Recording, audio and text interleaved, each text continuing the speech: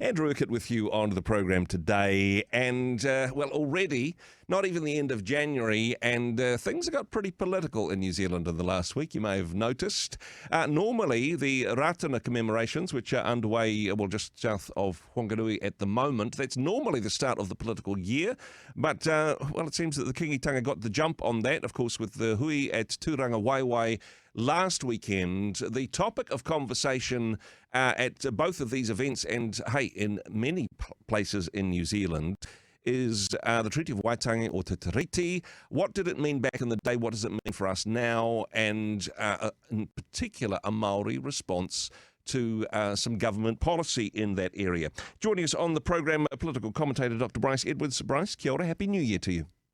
Morena, Andrew, glad to be back. It is. I think everyone's having a better week in some ways than Christopher Luxon. It is between a rock and a hard place, and he's got a bit of a tightrope to walk between, not picking a fight with Maori on their own marae, but also sticking to his own obligations. They don't go back as far as Te Tiriti, but they go back as far as the recent coalition agreement.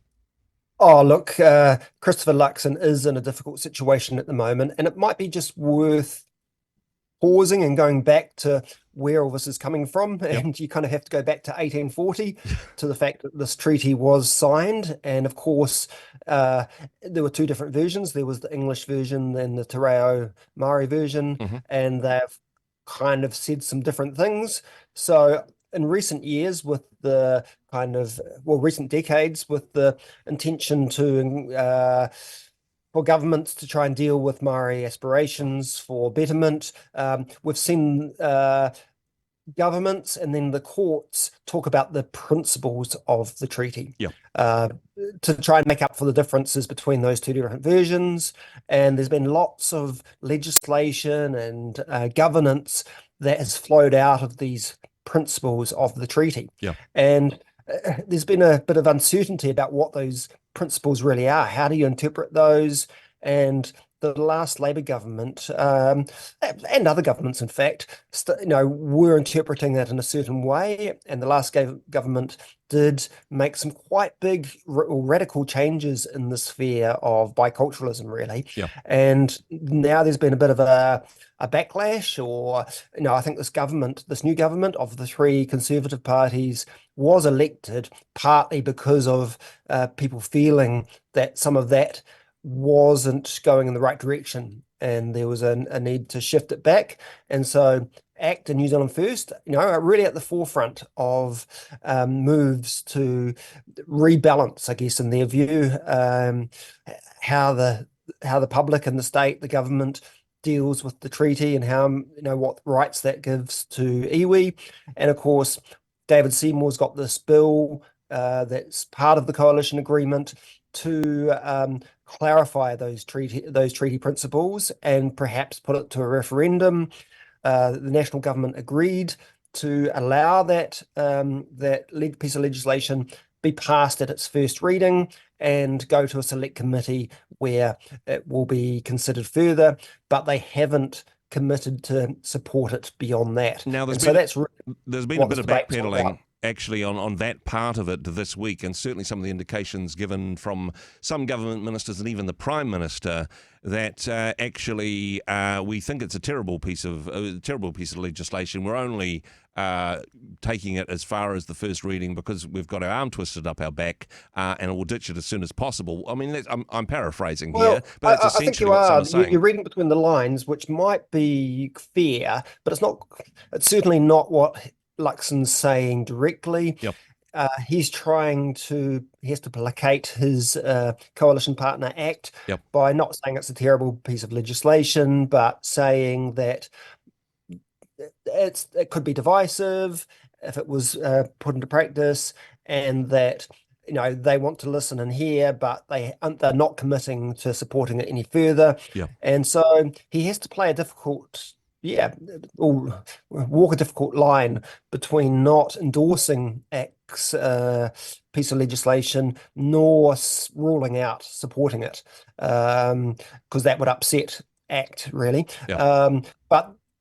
And so really what we've seen with the Sui last week and Ratana this week, and the Waitangi Day coming up soon, is this big debate about the principles of the treaty Hmm.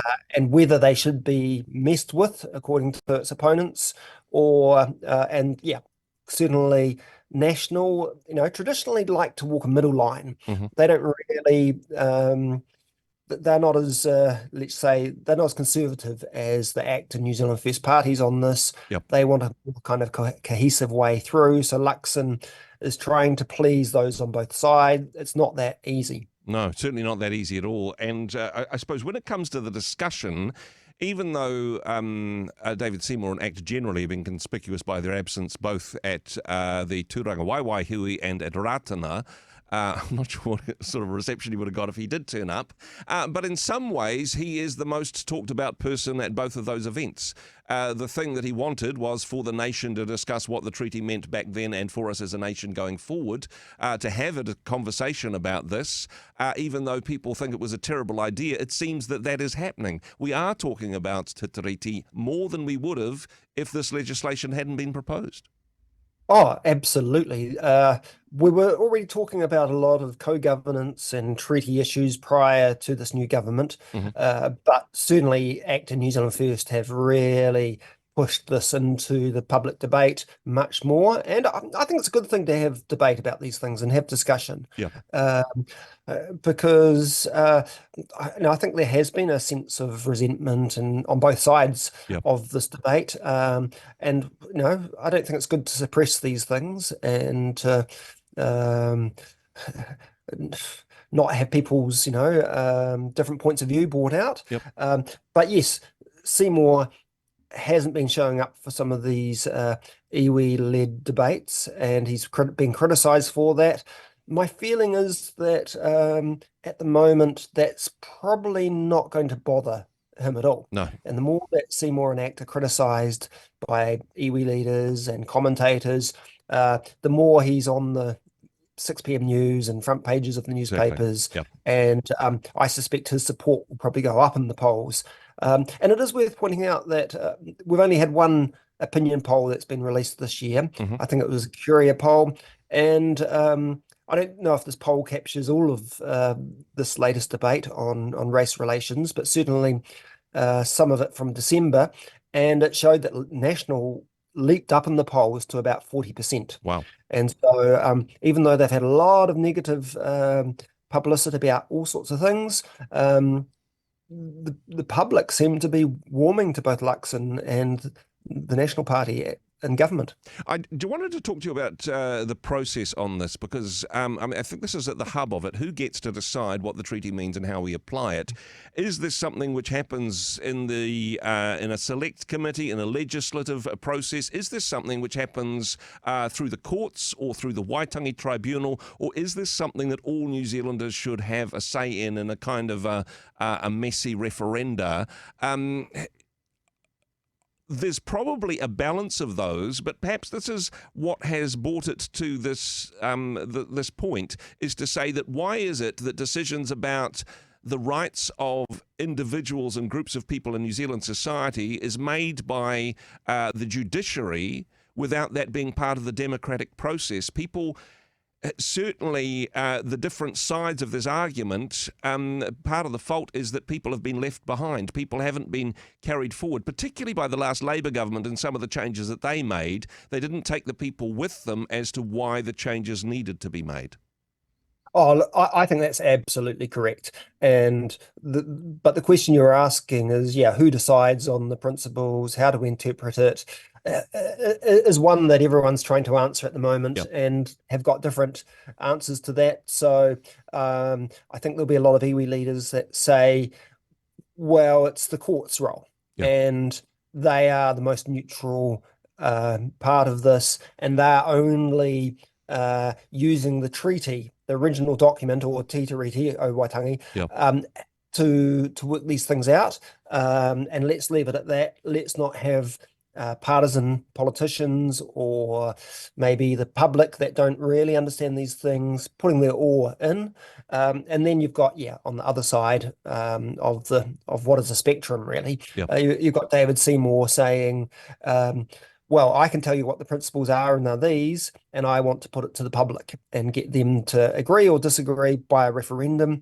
And in the middle ground, there's people that say, I've noticed there's an increasing number of people that are saying, well, actually, David Seymour's got a point that we don't really understand what the principles of the treaty are, and it would be good to have them clarified. Yep. We might not agree with how David Seymour is deciding what the principles are for his referendum. Like, he may have not interpreted it in the most accurate, fair way, but we do need to decide somehow what these principles are, because the principles aren't some sort of airy-fairy abstract thing. They do flow through for things like who owns the water in this country, how do we govern? Is it a partnership, and therefore almost like a 50-50 thing where one group, iwi, should have just as much say as the democratic government or parliament. And so, these are just huge constitutional issues, and that's why it's so fraught. I think the middle ground on this one, and I think just about all New Zealanders would agree on this, is can we get a system which redresses some of the not just perceived but actual injustices of the past? Can we balance the books, as it were? And can we also have the type of participatory democracy that leads to better outcome for Māori? Because if we look at what is happening statistically, whether colonisation is the only causal factor in all of this, perhaps we need to find a way forward to balance the outcome for Māori as well as looking back to the history. I think most New Zealanders would say, hey, wouldn't it be a better New Zealand if everybody, Māori and non-Māori, had the same opportunities to participate in society? But of course, the devil's in the detail. We don't agree on how to get to that point, right? Oh, look, again, I'd agree with how you've put that up. That is the sort of middle ground, and it's become very confused with debates about co-governance and to what extent, the public or the government puts an emphasis on Te Reo Māori for government departments' names and things like that. But in a nutshell, I think you're right that there is some sort of agreement that that Māori have not had their rights looked after by subsequent governments and the public, and that they are now in a terrible place, or there's I'm getting my words tangled up here. I'm trying to be careful, Andrew, of what I say, but because I don't agree that Māori as a whole are behind in all the social statistics, but disproportionately elements of Māori are. Exactly, yeah. And so those things do have to be fixed, and we need to, I think we do really agree on those. It's just a question of how do we fix that, and some parts of the debate are saying we need to fix it through elevating cultural elements and giving more say and more role for iwi, and others are saying, well, we have to have some of that, but really it's just about education, healthcare, and improving all those things that affect everyone. And if we lift up everyone, it will also lift up Māori disproportionately. No, and hey, lots of debates to come, I'm sure, and it's going to be a doozy of a Waitangi this year, although even back in 1840, that was a place of debate and controversy and perhaps different perspectives on things. Bryce, appreciate your perspective today. Thank you so much for joining us. Thanks, Andrew.